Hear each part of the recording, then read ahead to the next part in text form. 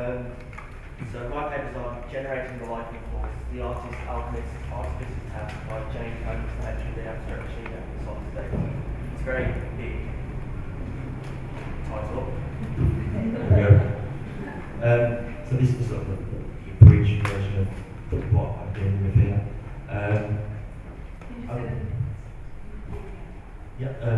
So the title is Generating the Life Impulse, the Artist, Alchemists, Artificer Task by James Magnus La Mettrie, the abstract machine and the solid state. So this task, as I call it, creating life in any sort of form, shifts between these different occupations, from an artificer, a craftsman, to alchemist, artisan.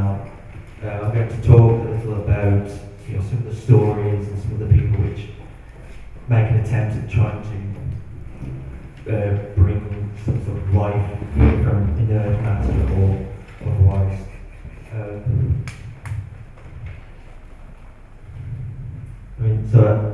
I'm not going to go into really old things like the statues in ancient Egypt with tubes coming out of them, so priests could give oracles to subjects from a distance. There's also statues which would make sounds when the sun hit them.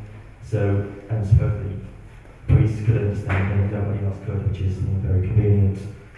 But I'll start at Greece because that's classical Greek society, which is a good place to start. It's a pleasure to talk about that. Classical Greek society marks the place for some. One of the key ingredients for life arises that of consciousness.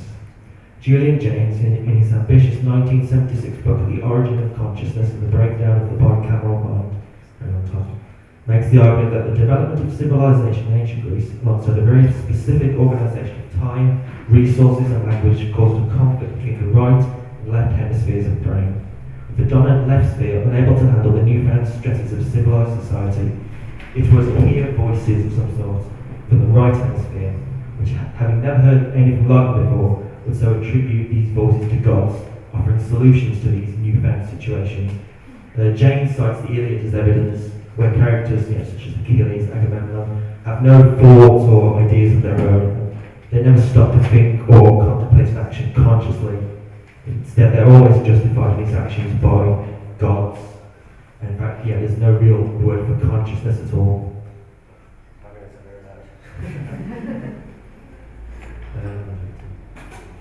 The gods in the Iliad also possess the means to produce examples of magical miracles, such as statues being given autonomy and doors that would open on their own.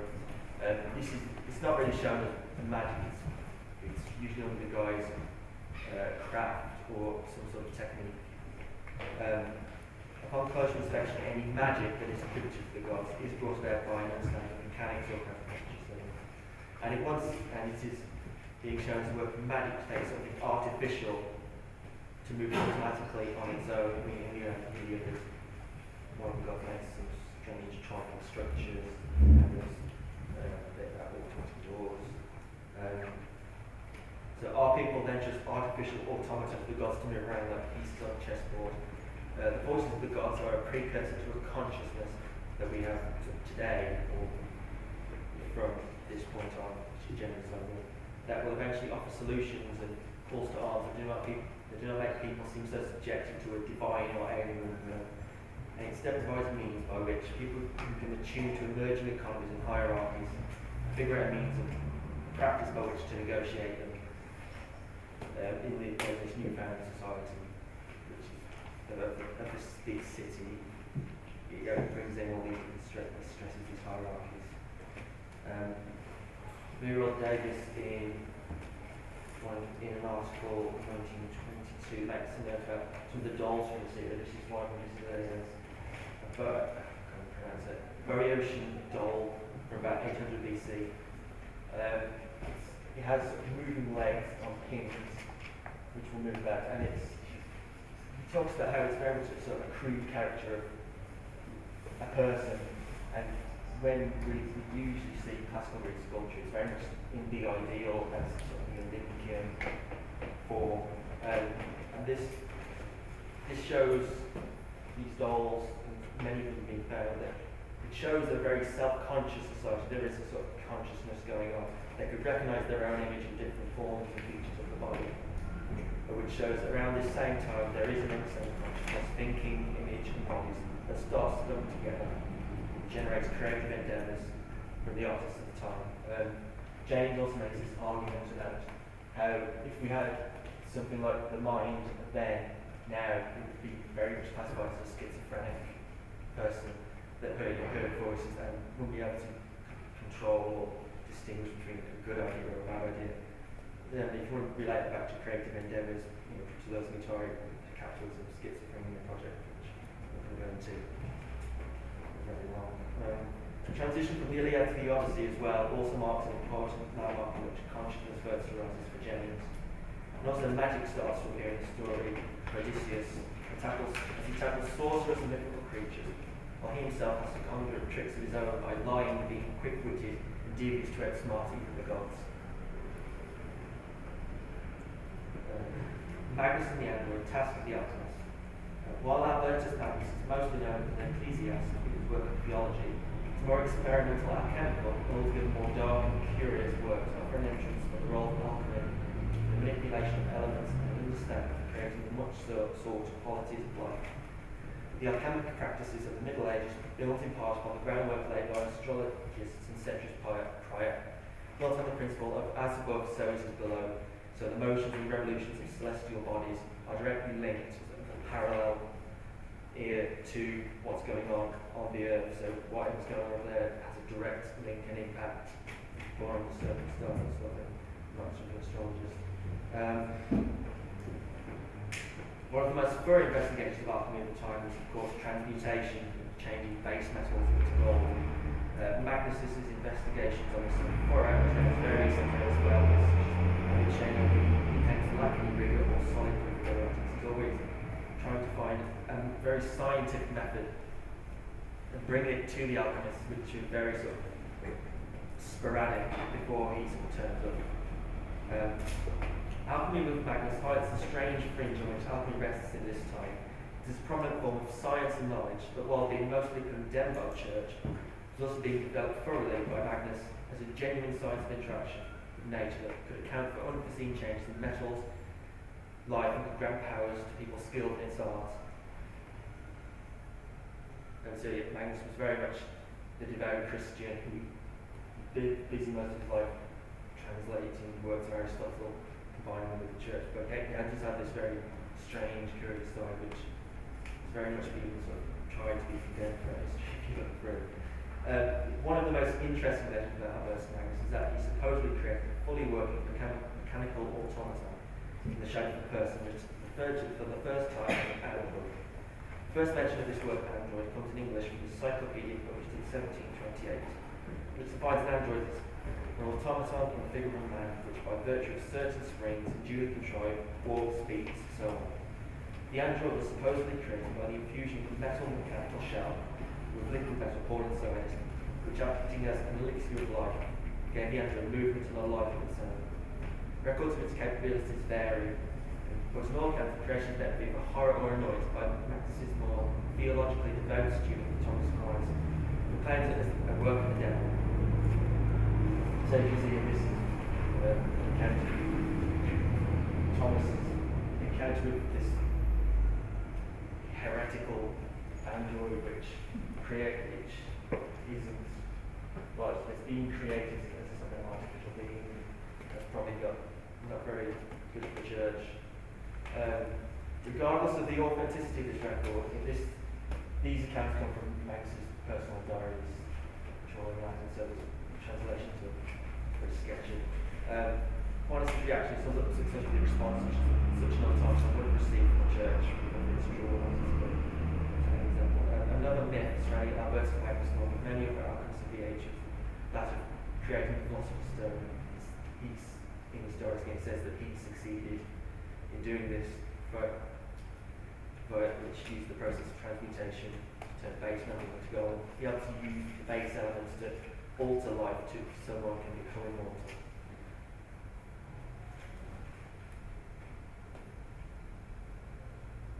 task of generating life having been transferred to the alchemist from the previous role of an artificer or craftsman, marks a shift in thinking about how life comes about and being manipulated. It's not a case of simple construction of mechanistic operations, but the method of the alchemist here attempting to extend and create life itself, not merely a replica, and this is achieved by investigating elements, their properties, their connections to the environment, with regards to the micro and macrocosms, how to induce a real change in such experiments. However, similar to the early artificers, there is something concealed in their practices. So in some of the early ones, the mechanics of opening doors automatically, statue speaking, the mechanics were always hidden. There was a work of magic, which the priests would control. So it's always hidden. So yeah, the alchemist resides in their laboratory. They're away from prying eyes to preserve their own secrets, and they write their experiments that result in a very symbolic language. So you have to sort of train, you have to know the code, so to speak. And while the artificer mechanics again, as I said, set by miracles and works of magic. But Magus's legacy as an alchemist is perhaps overshadowed by his contribution to theology. His darker side, as I call it, has been acknowledged, notably being one of the key alchemists alongside a group of Paracelsus, cited as inspiring Dr. Victor Frankenstein in his own attempt to create life. La Mettrie and the autonomy of the human. Following the work of people such as Descartes and Da Vinci, a mechanistic theory of the body was being built up under new sciences, but the operations of life itself is still a metaphysical domain. The materialist movement during the early period of the Enlightenment saw a number of thinkers who tried to locate life itself in matter. One of these thinkers was Julien de La Mettrie, who in his 1748 work Man and Machine furthers the Cartesian argument to one extreme by making the point that all living animals, including human beings, are automatons or machines.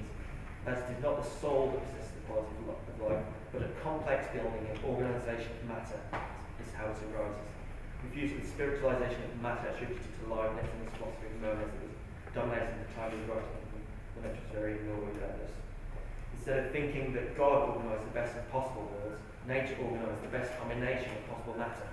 He states his argument as so: I am not mistaken, the human body is a clock, a huge and complex and finely designed clock. There is no magic or spiritual interference in the production of life for La Mettrie. It is all a collection of springs, just like Magus and Andrew was defined. But he admits that we can never gain an absolute understanding of the processes involved in producing life. There's definitely a logic in this complex that can be reached through the senses as they augment experience. Because of ground of force and judgment, he's always saying you have to proceed by experience. You can't just make a monads, you can't just make matter which we can't see. That's bad science, very bad science. As James points out in his investigation of the bicameral mind, the stresses of the situation that pervades can give a taste, sound, or any other type of sense. And whereas God may have offered the creative solutions needed for the person of the classical period in Greece, evolution in language and thought have allowed life to provide its own solutions without the need for God, state, church, or state, which is obviously a key marker for Enlightenment force. Such rejection of the age-old institution of thinking led to La Mettrie being exiled and seeking refuge with Frederick the Great, King of Prussia. The materialist movement, while freeing life impulses and senses in one regime, was still subject to regulation in others. Foucault writes, classical age discovered the body as an object and target of power. The great book of Man the Machine was written simultaneously on two registers.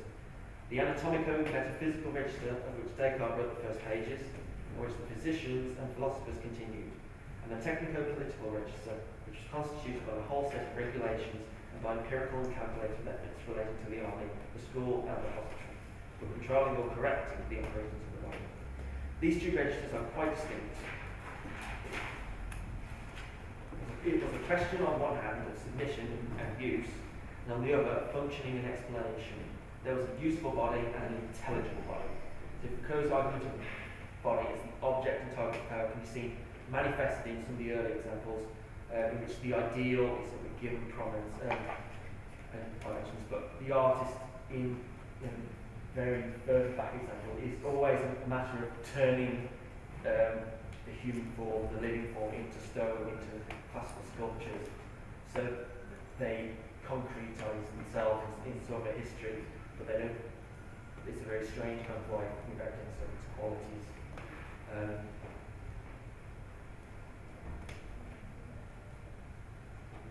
Because of which the bodies of seen manifest in their examples, in which the ideas being prominence turn the features of life to stone, moving such a permanence that in turn removes its ability to affect or organise any sensory knowledge.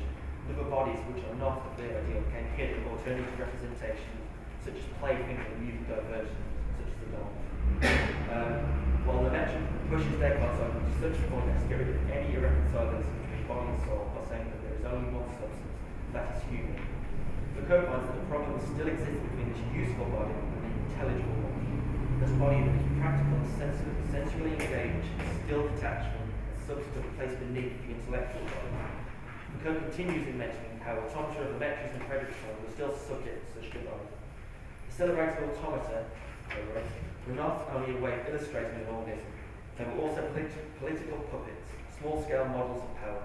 Frederick, the meticulous king of small machines, well-trained regiments and long exercises, was obsessed with them. Representation and illustration, crafts of the artificer and models of the scientists organise knowledge in bodies, and as having a logic of their own, but are still subdivided between fields of intellectual, practical, ideal, degenerate, class, all these different kinds of bodies.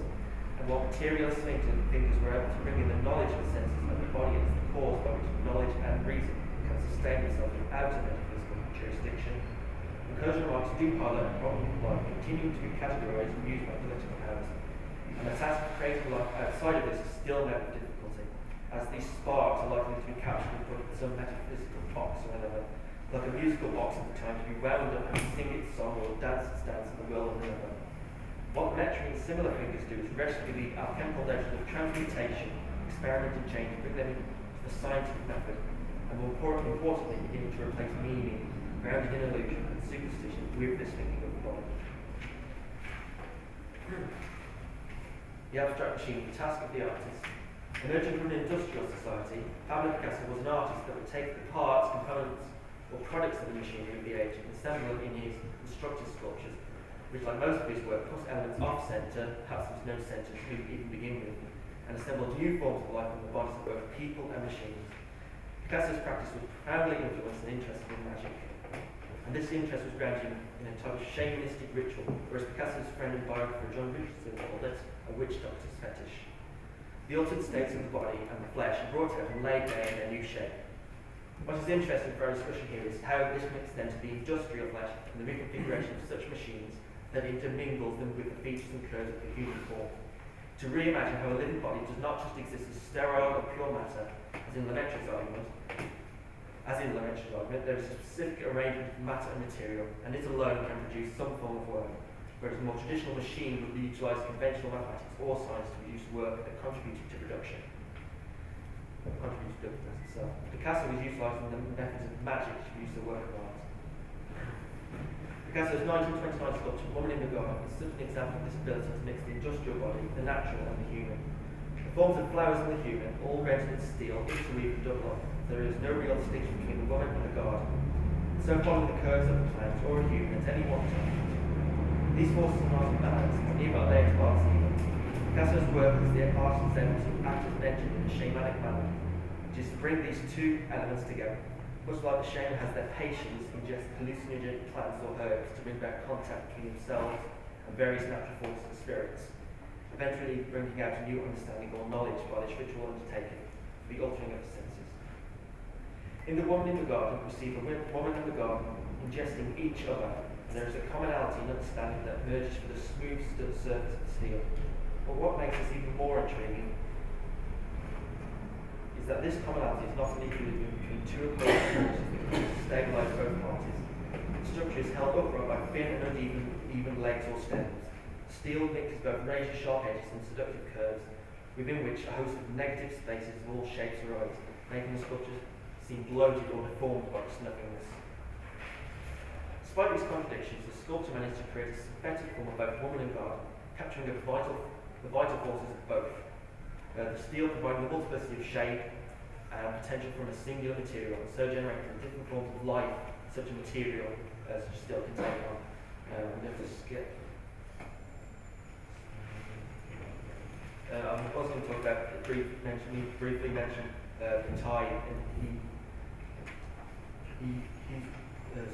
writing is very sort of close to some Picasso. He used some of his work in his the Torres and stuff like that. The tie, trying to reject Hegel's idea of dialectical death as nothing more than sort of false mockery of it. Death being merely synthesized through a master slave dialectic or whatever, in order to arrive at a point where the dead still exist in some respect in the system. But besides saying that's no real idea of death. Death is very much more singularity that can't be reconciled to be antithetical to life. It's singularity, it's completely destructive, and it has completely annihilated force. So he says this, which perhaps contributes to the idea of working on how the beauty, the representational sculpture, the old tasks of creating life in the forms of human, of some other form of life, don't really capture the idea of what it does really mean to be alive, and how once something is incorporated into sort of a system such as this, it has to sort of stop. I realise we're running out of time, but so conclusion, alchemical intelligence, the stories of the solid state. Left it blank because it's a whole new chapter for us to be written and forced out to discuss. After telling the stories of the many attempts to create life, whether through the human form or not, it has arrived to the present that struggles to reconcile these old definitions of construction of life, of ideas of what it can be rather than what it should be. Frederick's mechanistic obsession with automatons and dolls has been replaced by complex virtual wall simulations, stripping vast amounts of data into scenarios and putting each unit in place, granting them a degree of autonomy related to performance and ability. The La Mettrie machine becomes a unit for the digital industrial production of war economies. It's not just in war that such methods are given life a value. Urban informatics capture the heartbeats of cities as they pulse with daily activity, managing traffic of people through various tubes, tunnels, intercity roads. What is definable as life, and as such what life is capable of, is called into question. One of the more recent books on this subject has been Afterlife by Eugene Facker, which was 2010. He attempts to develop a solution to this problem, which is based on distinguishing between life and the living. That life, as a capital L, is always attached to a metaphysical concept or another. The concept of life is always predicated or grounded in concepts such as time, form, or spirit. And he argues for a vitalist correlation, focusing on reworking the process philosophy of Whitehead and Deleuze to break down the division between thought and object, the Kant tradition, in terms of object-oriented person. Ian Hamilton Grant's another speculative realist person, talks about this idea of establishing neo-vitalism, trying to bring back a vitalist force into thinking about life. But on the other hand, there's people like Jack Byrne and Roy Ascott that talk about vitalism is very much exhausted. There are only so many configurations and a finite complexity which eventually will always proceed to incorporate itself into our totality, at which point it stops, it loses something of sort of potency. Facker's picture for a tie, he says that the tie simply negates life and death without accounting for the work the tie does to talk about sexuality and fetish and body. With regard to the tie, its methodology is simply as a dismantling gesture. Alchemical principle of as above, so below, keystone of alchemy such as Magnus, becomes ever more problematic as a science-run world with quantum fields and absurdity operating at smaller scales, which makes them irreconcilable with larger ones. If one is to rethink alchemy or any kind of magic in this context, a new way of thinking what the alchemy method means is to be established. Terence and Dennis McKenna, they talk about the idea of the close person of the shaman is, in today's society, is that of the artist. How the artist is able to reach into society, what it's moving, what it's thoughts, feelings, what it's doing, and to take that out, to rework it, to bring about new understanding and knowledge. And that's, as I say, the shamanic principle of, yes, is being reworked, and the task, again, still has moved towards the artist. There is also obviously work of artificial intelligence, which is perhaps what most people think in terms of creating life is the field which it goes into. But I guess as an artist myself, I think that the work I do does have a sort of intelligence to it. It has to be able to know something, it has to be able to work something. And as an artist, I think my role is definitely to try and bring about sort of an intelligence into that, figure out how things work in that sort of sense, in different senses, to be able to draw things out in all different ways. Just to brief my own. Chris Nunn in his 2012 book, De La Mettre's Ghost, The Story of Decision. It's a ghost. Terrible joke, because De La Mettre's Ghost, De La Mettrie did not believe ghosts. Terrible. And he investigates the issue of free will as it is today in the spirit of La Mettrie. He argues that one must develop an idea of free will based on the idea of storylines, which are created through decision making and the twists and turns of decisions that open up different sort of unexpected developments. And how do you sort of write a story with your own life, with your artwork? Where does it go? Where are the twists, the plot points? And this is where the task sort of is for me at the moment. Perhaps fed by artificial intelligence, depending where you think AI is proceeding at this point. That'll do. Yeah. Thank you.